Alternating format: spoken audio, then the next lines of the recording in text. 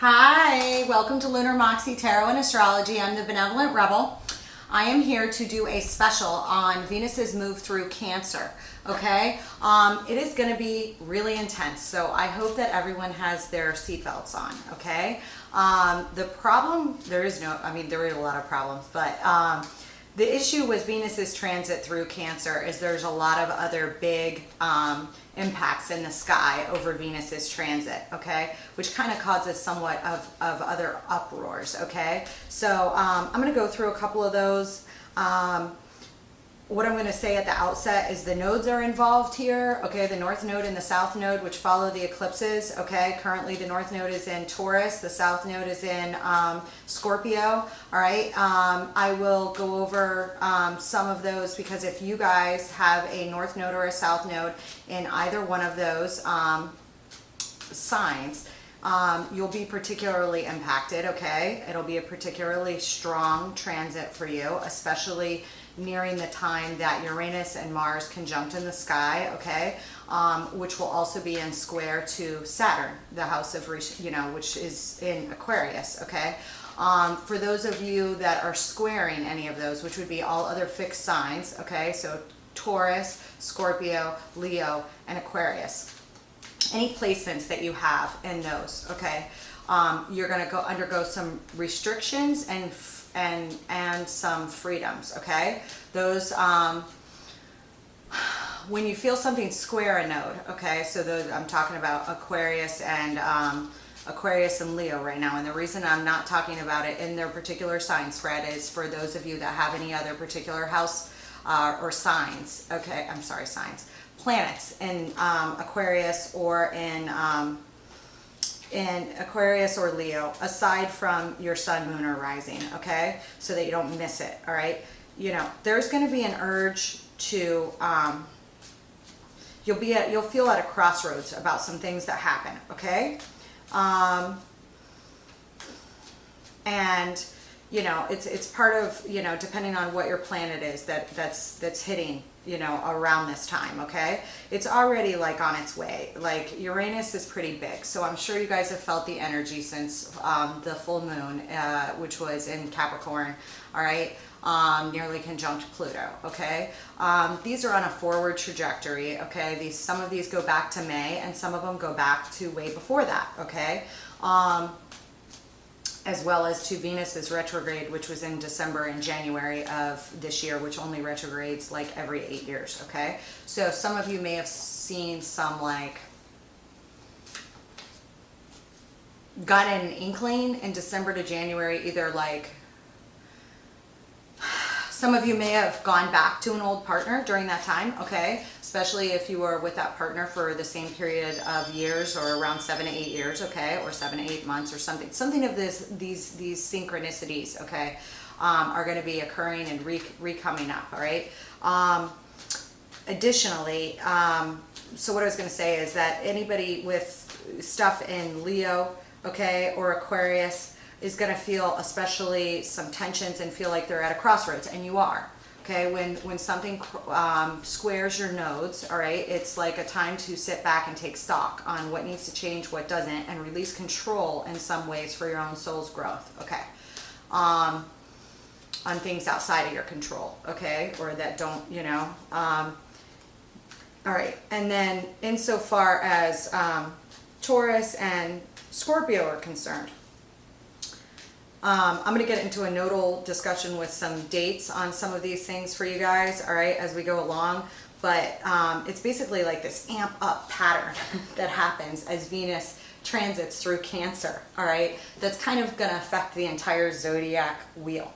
All right, in the middle of the transit runs from, it started on the 17th and it runs to approximately August 11th, okay?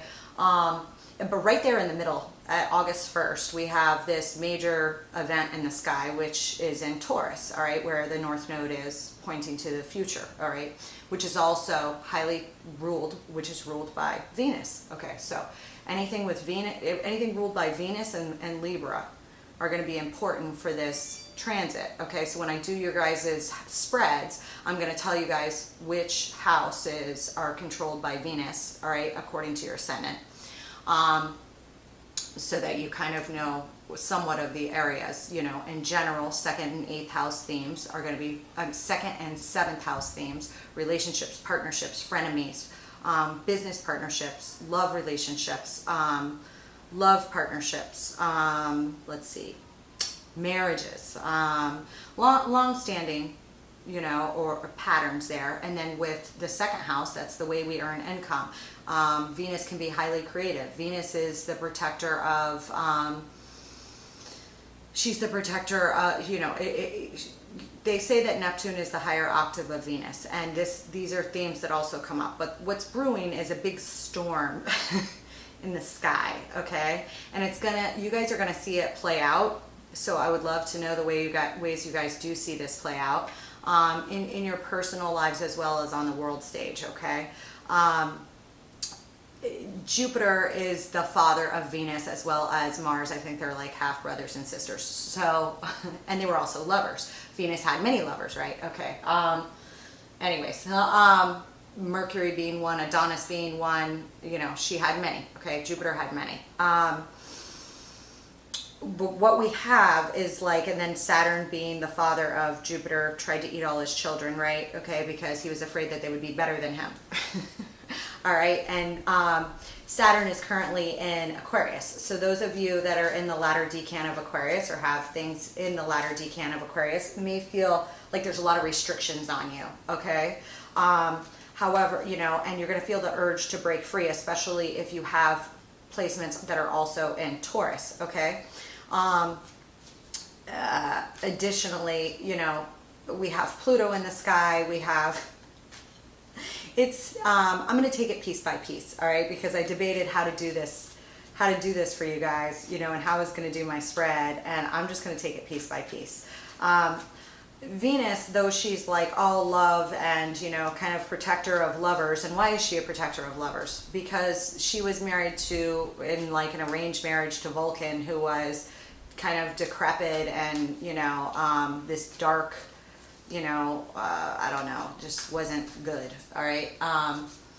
Insofar as the relationship front, so there was some running around. And, you know, she got busted with Mars, okay, by Apollo, who like kind of ratted them out, and they got stuck in this net. And so the story goes, and, you know, the other gods were like, ha, ha, ha, ha, ha. Neptune kind of steps up to the plate, and, you know, I guess Vulcan's, you know, super pissed and demands his dowry back, you know, demands his dowry back because, you know, his ego is hurt or bruised, and demands his dowry back from Jupiter. And there's this big little, you know, tiff fight thing, and Neptune comes in and promises to pay the dowry back if Jupiter doesn't, and begs for, you know, for them to be let off the hook, whatnot, which happens. And I think she goes off to some other lovers, right? Okay, she has a son, right? Who's her son? Cupid.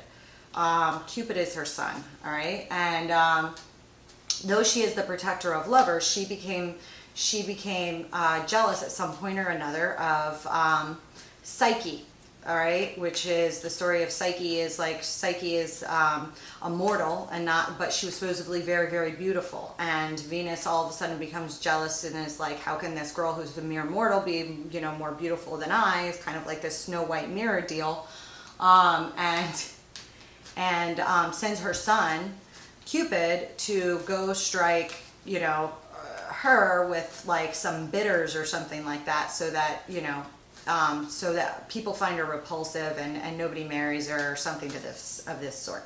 So he says, okay, Mom, I'll go do it, you know, because he's very close with his mother, and goes to do it, okay? And then he accidentally, you know, he feels guilty right before he does it. She's asleep, and he's like, wow, she is really pretty, like, you know, feels bad about it, but goes to do it anyway, and in his, you know, haste, you know, accidentally pricks himself with some of his, you know, poison, or whatever he's using there, whatever he's got in the barrel. And she wakes up startled, and when she wakes up startled is when he like kind of accidentally pricks himself. So then what happens with that? What happens with that is she's still really beautiful, but nobody wants to marry her. But Venus doesn't win because everybody still finds her really beautiful. So she kind of loses on that. And Cupid falls in love with her, but he's afraid his mother is going to be pissed. So he, you know, you know, her family is all upset because she's never going to get married, and they go to talk to, I think it's Apollo, and Apollo's like, go take her up to the mountain, no mortal's going to marry her, you know, maybe some monster will marry her or something if you go leave her on the mountain. So her parents go take her to a mountain and abandon her, basically abandon her on the top of the mountain, and are like, just wait here till some monster picks you up. Okay, it's like a very Five of Pentacles type theme. And I think this winged god, I think it was like Zephyr, okay, comes and picks her up and drops her off to some beautiful place. And she's like, where am I? She's at some palace surrounded by art. And, you know, he's like, oh, this is your husband's place. And everything in here is now yours. Well, where's my husband? Oh, he'll only come at night. And you can never look at his face. So this goes on for a while, and she's like in love with her husband, falls in love with this whatever, you know, apparently he's a great lover and he's good to her and whatnot, but she doesn't know who the hell he is. And she's begging him, and he's like, no, I can't tell you, don't, you know, don't do anything, whatever. And one night she's like, I gotta see who he is, and, you know, strikes up this lamp with oil, and it accidentally falls on him while he's sleeping to try and see his face, and she sees that it's Cupid. And he's like, oh my God, you know, and he's burnt, and he's like, now the gods are going to be mad, and I'm going to be busted and all this stuff, and flees.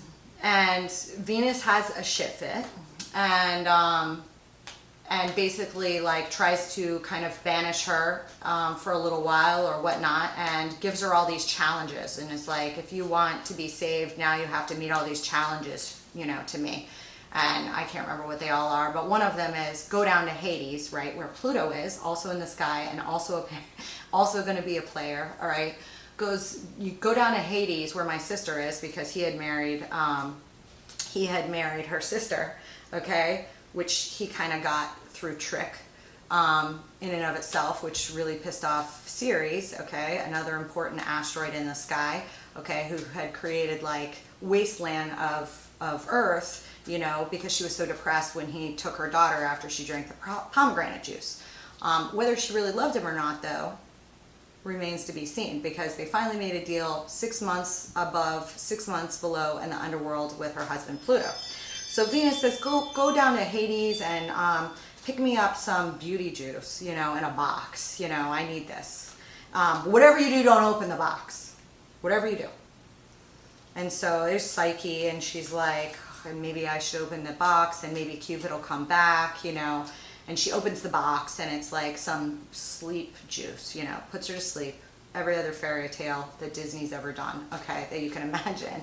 And Cupid is brokenhearted, and that his mother's done this, and now, you know, he can't get to his love, and he can't even watch her from above or whatever. He goes and begs the gods for her pardon or her plea, and the rest of the gods stay fine. And you know, he said, promises his immortal love, and that he'll be with her forever, and you know, gives her some ambrosia juice or something of this sort, and they live happily ever after. Okay, very important kind of storyline here. Okay, because Venus could play out in several different ways as it crosses the sky, depending on your personal chart. So I'll try and clue you guys in as we go along, okay? But it could play out a couple different ways, all right? But what I see definitely playing out is some sort of love story, okay, also tied to like massive kind of soul growth vibes, because we have the North Node and the South Node involved, okay. Any nefarious players will end up getting some karma, okay, and there'll be a lot of tension towards change, positive change. Those that don't want it and want to remain in control of things that don't belong to them, all right, which is like a soul, things of this nature. And don't face like those lessons properly, or you know, engage in other acts, okay, that don't pass these karmic tests, all right, they won't win in the end, all right, or if they do win, it won't be for long, or it won't be without karma. Let's just put it that way.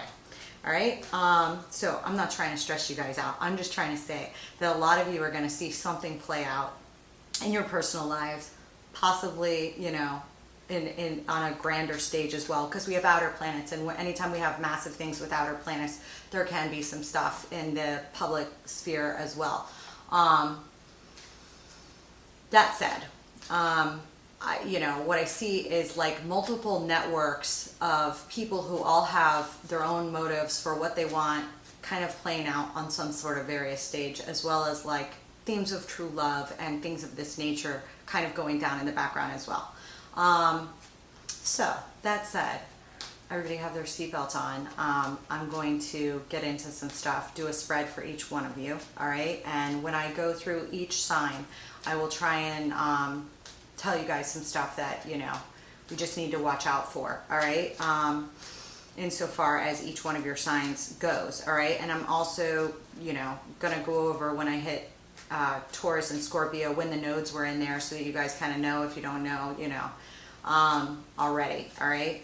And go over some of the nodal patterns, okay? As well as some of the planetary aspects that are going to be kind of hitting, okay? But whatever's going on in your personal lives right now, I'm sure you guys feel tensions in certain areas, okay? And things where you feel restrictions or things of this nature. These things will continue to grow and expand, okay? And as long as you come from a true heart space and are on, I don't want to say the right side of the law, the right side of the spiritual law, okay? Things will be fine, all right, for you, all right? Those that tend to cling or, onto things or and things of this nature are going to have a harder time with it, okay? What else was I going to say about it? Oh, so it's August 1st in the middle of this transit when Uranus and Mars finally meet up, and they meet up with the nodes. All right, and Taurus, all right? And then they're in a perfect T-square with Mercury and Saturn, which can create a great deal of tension, all right? And then, it forms a very massive grand square in the sky because the South Node is in Scorpio, all right? And that's on August 1st. On August 11th is the end of the Venus transit, okay? So we kind of have, whatever has gone on has developed throughout then, and then it all is going to meet in this crescendo, which is the full moon, which takes place on the 12th. All right, and that full moon, let me see on my notes here. Yeah, the full moon is going to be at 19 degrees Aquarius, very close to Saturn.